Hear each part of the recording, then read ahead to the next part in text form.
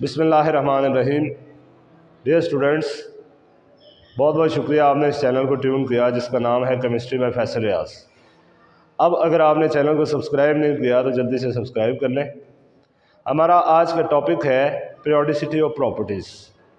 Periodicity का मतलब पहले भी आपको बताया जा चुका था कि प्रॉपर्टीज़ जब बार बार रिपीट होती है रेगुलर इंटरवल्स के बाद तो उसे हम कहते हैं पीरियोडिसिटी। अब वो प्रॉपर्टीज़ कौन सी हैं जो रिपीट होती हैं? वो पहली प्रॉपर्टी है एटॉमिक साइज़ या एटॉमिक रेडियस।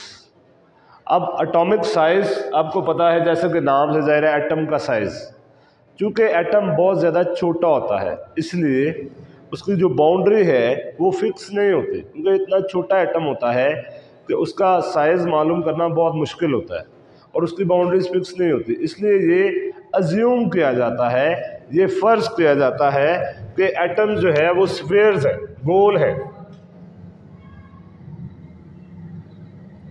एटम जो है वो क्या है? स्फीयर्स है, यानी गोल है, गोल दायरे की तरह है।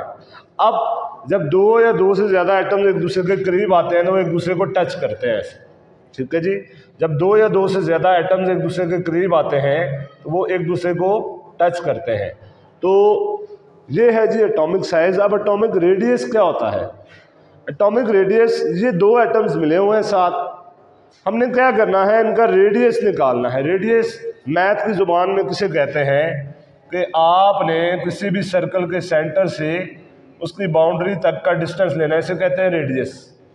अब हमने एटॉमिक रेडियस निकालने के लिए दो एटम्स को जोड़ना है, जैसे ये है, दो एटम्स को जोड़ा और दोनों का अलग अलग रेडियस निकाला। ये वाला रेडियस यहाँ से यहाँ तक है, ये वाला यहाँ से यहाँ तक है, इन दोनों को मिला दिया। अब यहाँ से यहाँ तक दो एटम्स के न्यूक्लियस के दरमियान का रेडियस है। यह है दो एटम्स के न्यूक्लियस के दरमियान का रेडियस, इसलिए इसे कहा गया 2r। अब एक एटम का रेडियस कैसे निकलेगा? जब हम इस 2r को, ये है ना फॉर एग्जांपल 2r, इसको दरमियान से हाफ कर देंगे ऐसे, तो फिर ये क्या हो जाएगा? ये r हो जाएगा और ये भी r हो जाएगा। अब हम इसको डिफाइन करते हैं, हाफ ऑफ द डिस्टेंस, आधा डिस्टेंस किसका? Between the nuclei of, nucleus के दरमियान, टू बॉन्डेड एटम्स, दो बॉन्डेड एटम्स के न्यूक्लियस के दरमियान का जो फासला होता है उसका आधा। दो बॉन्डेड एटम्स के न्यूक्लियस के दरमियान के फासले का आधा क्या कहलाता है जी? एटॉमिक रेडियस कहलाता है। मिसाल के तौर पर ये दो कार्बन एटम्स हैं, एक कार्बन ये, एक कार्बन ये, दो कार्बन एटम्स हैं, तो उनके न्यूक्लियस, दोनों के न्यूक्लियस के दरमियान का जो फासला था वो आ रहा था 154 पिकोमीटर।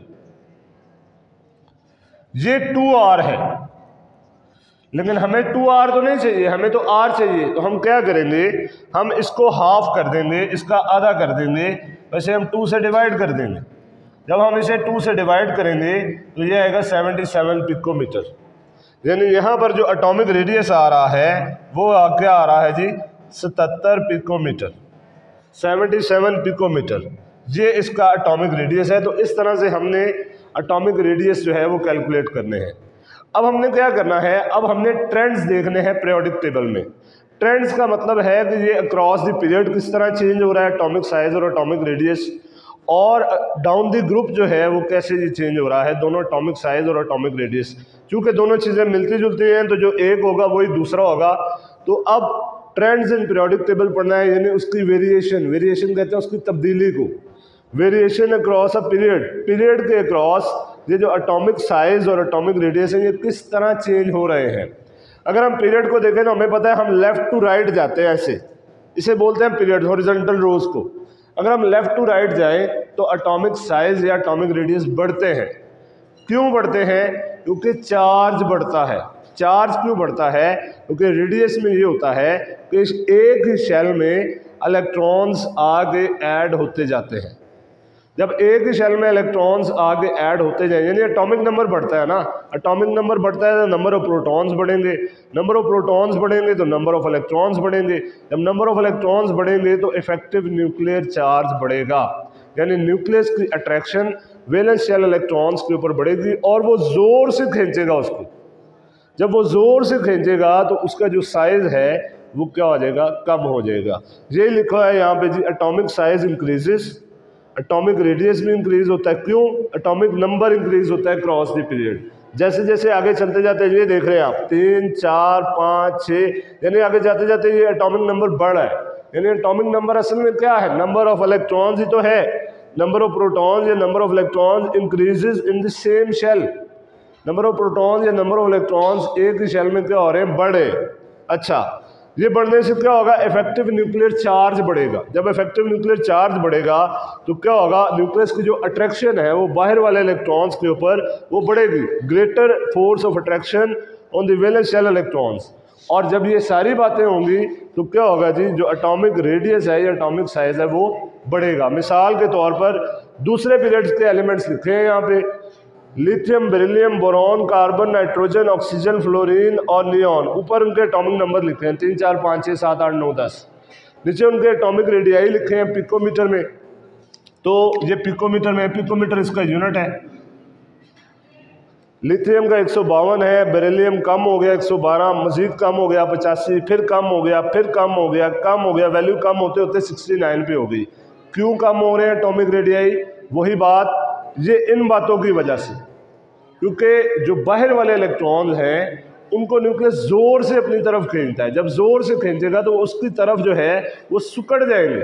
जब सिकुड़ जाएंगे तो जो साइज है या एटॉमिक रेडियस है वो कम हो जाएगा। इसी तरह variation across a group, group हमें पता है ऊपर से नीचे जाते हैं, क्योंकि वर्टिकल कॉलम्स को जो है वो हम ग्रुप्स कहते हैं। ये यहाँ से जब हम टॉप टू बॉटम पे जाएंगे और moving from top to bottom, group number में सबसे पहली बात आपने ये रखनी है, ग्रुप में ज़हन में रखनी है कि एटॉमिक या एटॉमिक साइज या एटॉमिक रेडियस बढ़ेगा। क्यों बढ़ेगा? शेल्स बढ़ते जाते हैं। ये देखें, मिसाल के तौर पर पहले एलिमेंट के पास अगर एक शेल है ना तो दूसरे के पास 2 हो जाएंगे, इसी तरह तीसरे के पास 3 हो जाएंगे। इसी तरह शेल्स जो है वो बढ़ते जाएंगे। तो शेल्स जब बढ़ते जाएंगे तो जो इलेक्ट्रॉन्स हैं वो न्यूक्लियस से दूर होते जाएंगे। जब न्यूक्लियस से दूर हो गए तो ज़ाहिर बात है इफेक्टिव न्यूक्लियर चार्ज कम होगा, और जब इफेक्टिव न्यूक्लियर चार्ज कम होगा तो न्यूक्लियस की अट्रैक्शन कम होगी। न्यूक्लियस की अट्रैक्शन कम होगी तो इलेक्ट्रॉन्स दूर चले जाएंगे। तो इससे क्या होगा, एटॉमिक साइज या एटॉमिक रेडियस बढ़ जाएगा। तो देखिएगा, एटॉमिक साइज और एटॉमिक रेडियस इंक्रीजेस। क्यों? नंबर ऑफ शेल्स बढ़ते हैं। अभी आपको बताया, नंबर ऑफ शेल्स बढ़ने की वजह से इलेक्ट्रॉन्स दूर चले जाते हैं। इलेक्ट्रॉन्स दूर जाने की वजह से इफेक्टिव न्यूक्लियर चार्ज कम हो जाता है, और फिर जो न्यूक्लियस की फोर्स ऑफ अट्रैक्शन है वैलेंस शेल इलेक्ट्रॉन्स के ऊपर शेल्स के आने की वजह से वो क्या हो जाती है, कम हो जाती है। Less force of attraction of nucleus on the valence electrons due to addition of more shells. ज़्यादा शेल्स ऐड होने की वजह से न्यूक्लियस की जो अट्रैक्शन है वो कम हो जाती है। अब इसकी मिसाल ग्रुप 1 के जो एलिमेंट्स हैं, lithium, sodium, potassium, rubidium, caesium, ठीक है जी। अब जो है इनके एटॉमिक नंबर्स, लिथियम का होता है जी 3, सोडियम का 11, पोटेशियम का 19, और ये रुबिडियम जो है ये 37, और ये जो है हमारे पास इसका होता है जी हमारे पास 55, ठीक है जी। तो ये इनके एटॉमिक नंबर्स हैं। आप देख रहे हैं एटॉमिक नंबर बढ़े हैं। एटॉमिक नंबर बढ़ने से शेल्स बढ़े हैं, शेल्स में शेल्स ऐड होते जाते हैं। ये देखिएगा शेल बढ़ते जा रहे हैं। तो शेल बढ़ने की वजह से साइज बढ़ रहा है। 152, 186, 227, 248 और लास्ट में 265 हो गया। अगर आपने चैनल को सब्सक्राइब नहीं किया तो जल्दी से सब्सक्राइब कर लें।